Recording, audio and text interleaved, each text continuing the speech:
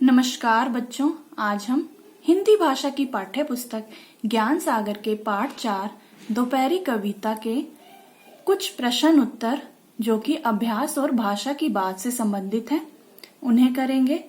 और इस कविता की कवित्री शकुंत माथुर जी हैं।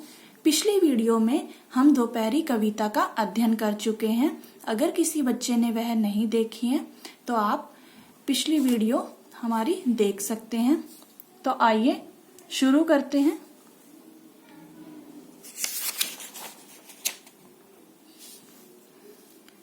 हमारा पहला प्रश्न है, गर्मी का वृक्षों पर क्या प्रभाव पड़ा? उत्तर है इसका, गर्मी के कारण वृक्षों के पत्ते झुलस गए थे, अर्थात सूख गए थे और झड़ गए थे। पेड़ों से पत्ते सूखने के बाद झड़ गए थे। वृक्षों से पत्ते झड़ने के बाद वृक्ष नंगे नंगे लंबे तगड़े शरीर वाले कंकाल की भांति केवल खड़े दिखाई दे रहे थे।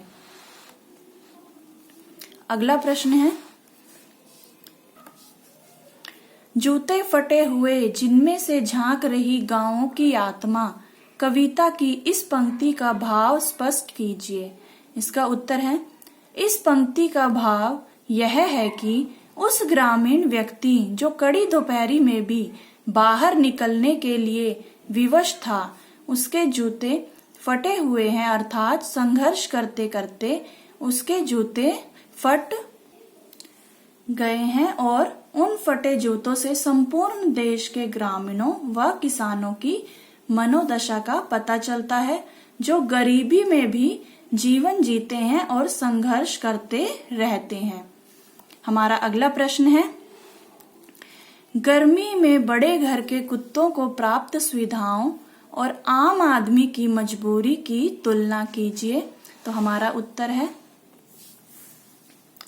इस प्रश्न के माध्यम से कवित्री ने यह बताया है कि किस प्रकार अमीर वर्ग जो सभी सुख सुविधाओं से परिपूर्ण है, उनके घरों के कुत्ते भी उन सुविधाओं को प्राप्त कर मजे से रहते हैं। और दूसरी ओर एक आम आदमी जो अपने परिवार को सिर्फ 2 वक्त की रोटी भी मुश्किल से दे पाता है, किस प्रकार अपने कठिन संघर्ष से अपनी जिम्मेवारियों को पूरा करने के लिए कड़ी दोपहरी में भी घर से बाहर निकलने के लिए विवश है। हमारा अगला प्रश्न है, दोपहर बीत जाने के बाद संध्या के समय भी कोई बाहर क्यों नहीं निकलता? तो इसका उत्तर है,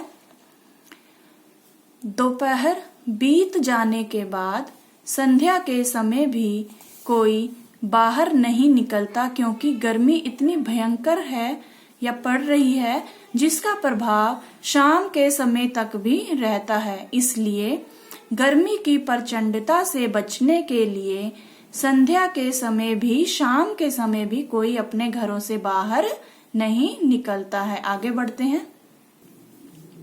हमारा अगला प्रश्न है, उचित उत्तर पर सही का निशान लगाइए। यहाँ कुछ प्रश्न दिए गए हैं और उनके 4 ऑप्शन दिए गए हैं। तो जो सही है हमें उस पर सही का निशान लगाना है। तो पहला प्रश्न देख लीजिए, वृक्ष कैसे लग रहे थे? कंकालों से, सर्प से, अवतार से या चाबुक से? तो हमारा सही उत्तर है कंकालों से, कि वृक्ष कंकालों से लग रहे थे।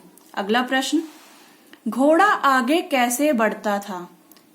उत्तर देखिए, अंगीठी के बल पर, चाबुक के बल पर, अंगारों के बल पर या सर्प के बल पर? तो हमारा सही उत्तर है चाबुक के बल पर। घोड़ा जो है चाबुक के बल पर आगे बढ़ता था। अगला प्रश्न, संध्या की चहल पहल ने क्या ओढ़ा हुआ था? अंगारों की चादर, सूने रंग की चादर, गहरे रंग की चादर या गहरे सूने रंग की चादर? तो हमारा सही उत्तर है गहरे सूने रंग की चादर। हमारा अगला प्रश्न है, कविता के दिए गए अंश को पढ़कर प्रश्नों के उत्तर दीजिए।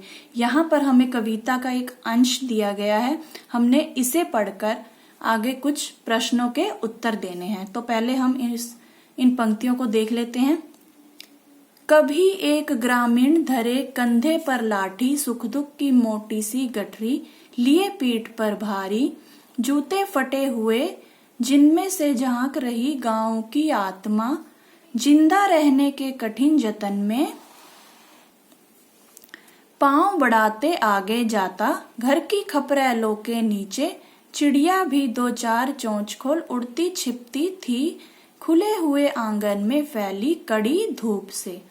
तो ये इस कविता का अंश है। तो अब हम इसी से संबंधित प्रश्नों के उत्तर देंगे। आगे देखते हैं। तो पहला प्रश्न है, ग्रामीण ने कंधे पर क्या उठाया हुआ था? तो उत्तर है, ग्रामीण ने कंधे पर सुख दुख की मोटी सी गठरी उठाई हुई थी, अर्थात उसके कंधों पर अपने परिवार की जिम्मेवारियों का बोझ है। हमारा अगला प्रश्न है, ग्रामीण पांव आगे क्यों बढ़ाता जा रहा था? इसका उत्तर है, गरीब होने के कारण ग्रामीण व्यक्ति अपने परिवार की जिम्मेवारियों को निभाने के लिए और जीविका कमाने के लिए आगे बढ़ता जा रहा था। अगला प्रश्न, चिड़िया किस कारण से और कहाँ उड़ती छिपती थी? तो सही उत्तर है, चिड़िया घर के खुले आंगन में फैली हुई धूप से बचने के लिए घर की खपरेलों के नीचे उड़ती छिपती थी। अब आगे कुछ प्रश्न भाषा की बात से संबंधित है, आइए इन्हें भी देख लेते हैं। कविता में आए निम्नलिखित शब्दों के दो दो पर्यायवाची लिखिए। यहाँ पर कुछ शब्द दिए गए हैं जो कविता में से लिए गए हैं और इनके हमें पर्यायवाची शब्द यानी समान अर्थ वाले शब्द बताने हैं, लिखने हैं। तो आइए देख लेते हैं। नभ, नभ का अर्थ होता है आकाश, आसमान, गगन, अंबर। यहाँ पे चार चार दिए गए हैं, आपको जो जो आसान लगते हैं वे आप कर सकते हैं। तो दोबारा देख लीजिए। नभ, नभ का पर्यायवाची शब्द है आकाश, आसमान, गगन, अंबर। अगला देखिए सर्प, सर्प के पर्यायवाची शब्द देख लीजिए, सांप, भुजंग, विषधर, नाग। विषधर यानी जहर को धारण करने वाला। और तीसरा है घर, घर को क्या कहते हैं? पर्यायवाची शब्द कौन से हैं उसके लिए? ग्रह, ग्रह, गृह, ये देखिए गृह है, गृह, निकेतन, धाम, निवास। तो देख लीजिए दोबारा से, घर के पर्यायवाची शब्द गृह, निकेतन, धाम, निवास। नैन, नैन के लिए पर्यायवाची शब्द हैं आंख, नेत्र, नयन, लोचन।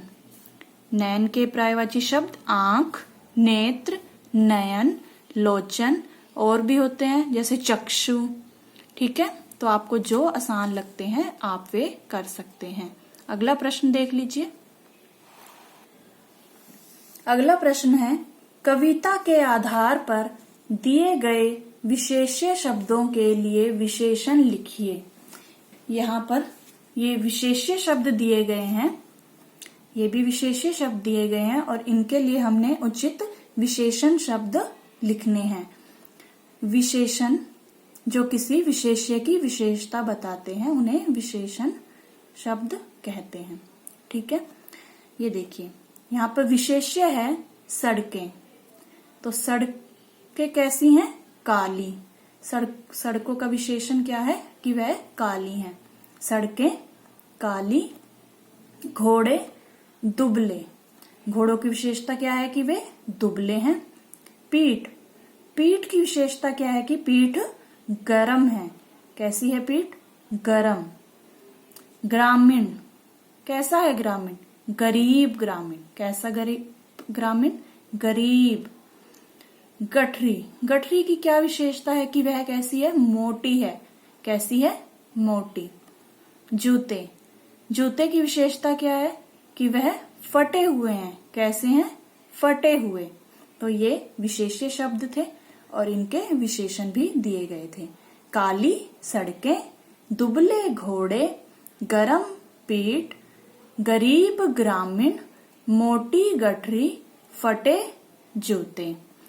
तो ये इस कविता, दोपहरी कविता से संबंधित कुछ अभ्यास के प्रश्न थे और भाषा की बात से संबंधित भी प्रश्न थे। बच्चों, अगली वीडियो में हम इसी कविता के अभ्यास सागर पुस्तक के प्रश्न करेंगे।